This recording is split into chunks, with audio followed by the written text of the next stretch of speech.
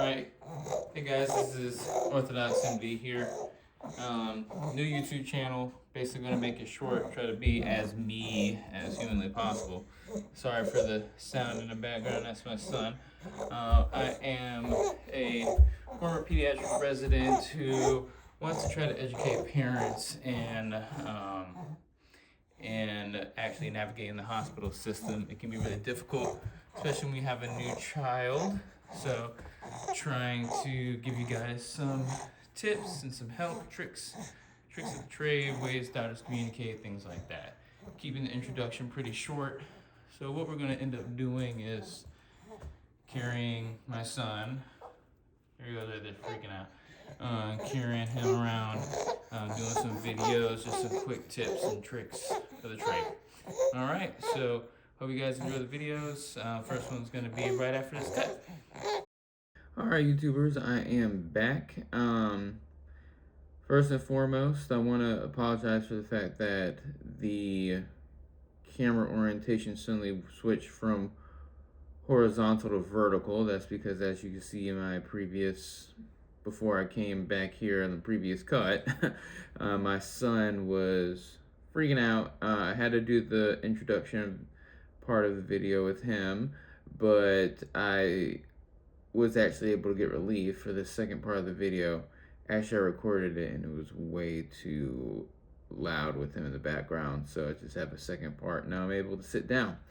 So, like I was going to say for the second part of the video, you've just gotten your baby and you're freaking out. It's your first baby ever. You don't know what to do.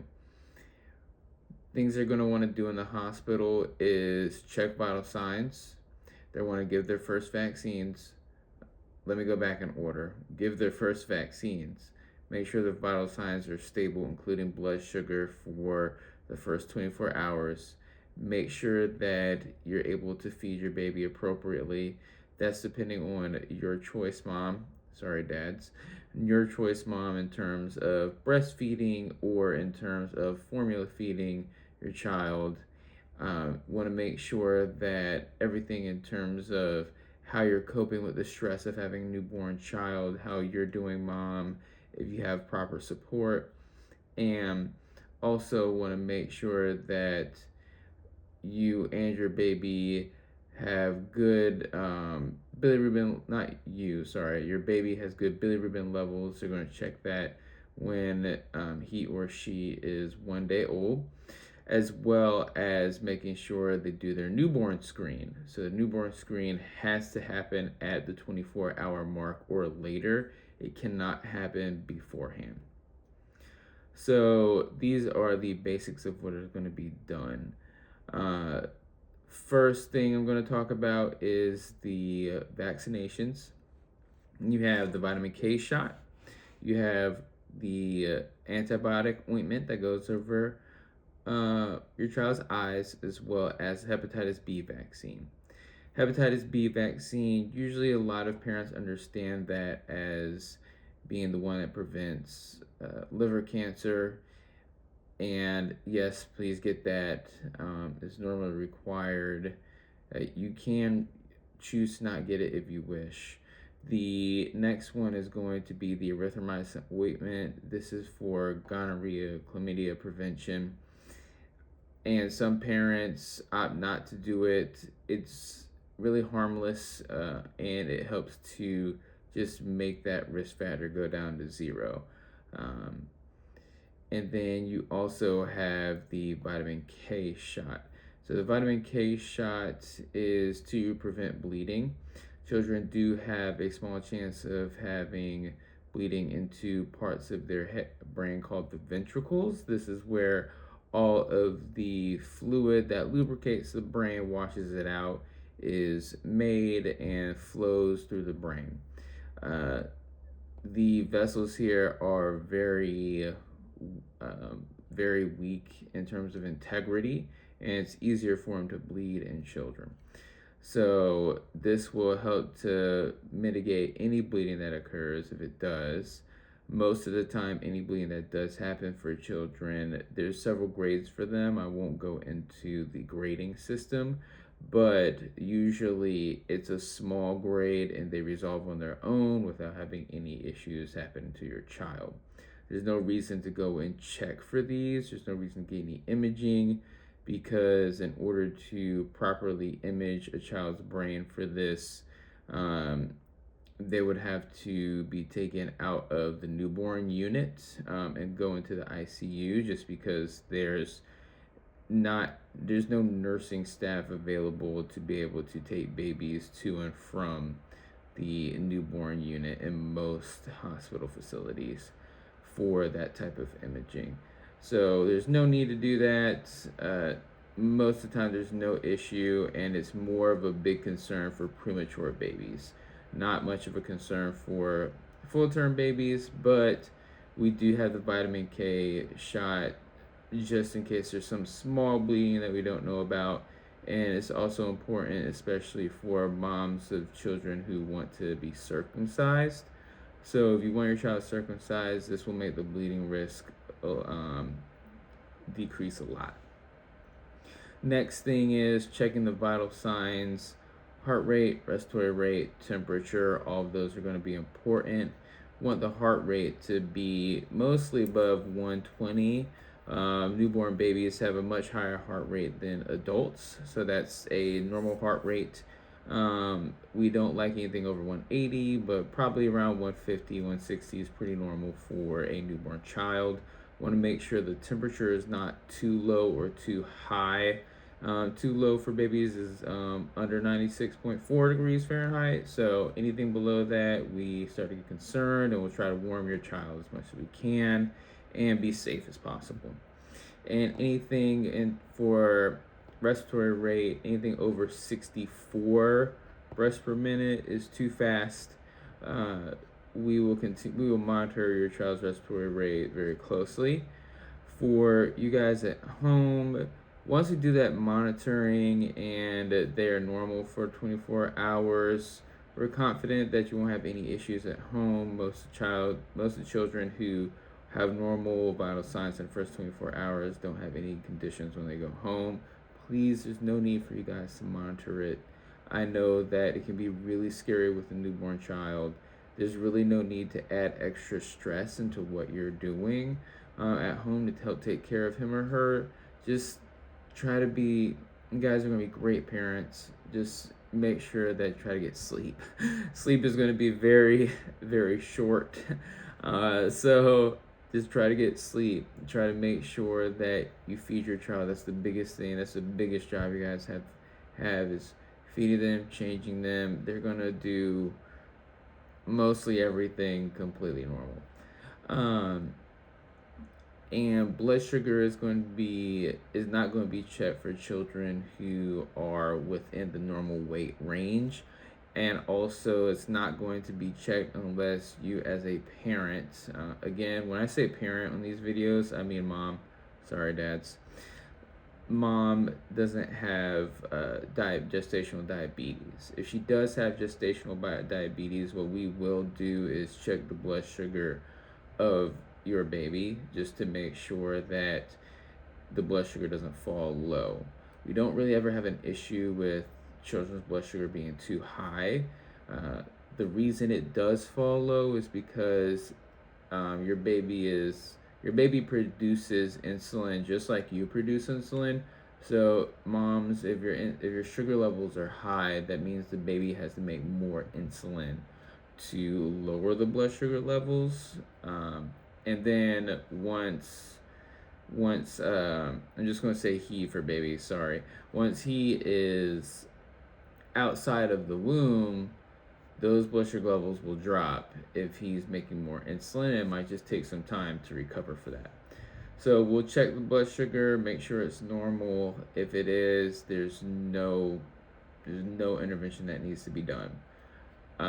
If it is not normal, then there's going to be some ICU conversations that are happening for you parents.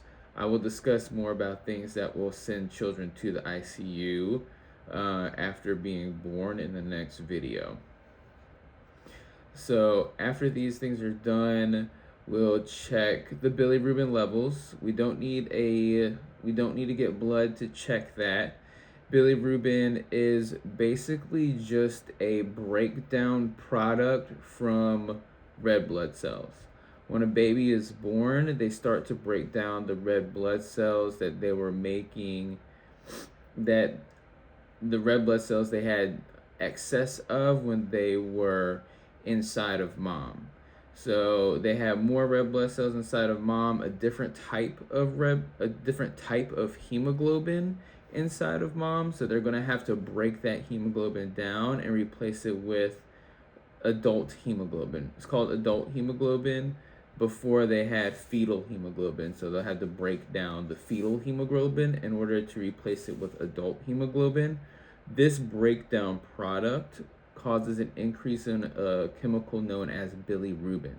Bilirubin makes your pee yellow, it makes your poop brown. So if this level gets too high, it can cause brain damage, which is why we will use lights. It's called Billy level lights. So we'll use the phototherapy. Sorry, we'll use the phototherapy to reduce the bilirubin levels. Sunlight itself can reduce bilirubin levels. However, sunlight has a risk of getting sunburn, but the lights that we use for phototherapy are a type of ultraviolet light that does not cause sunburn. We still have to protect his eyes whenever we use those. So hopefully we don't need the phototherapy. If we don't need it, that's fantastic. If his blood sugar is good, great. If vital signs are normal, that's well and good. Next thing we want to do is make sure feeding goes well. So moms, we recommend that you get breastfed. We recommend babies get breastfed. There's a lot of benefits for breastfeeding. Breastfed children do have less ear infections. They have less allergy chances. They have less chance of getting RSV. You have their gut development is improved, and they also get mom's antibodies to diseases that she is making. So breastfeeding has a lot of benefits over formula feeding. With that being said, we do understand that some parents cannot breastfeed based off of convenience, based off of that sometimes they don't produce a lot of breast milk. Sometimes it's hard for children to latch on to the breast.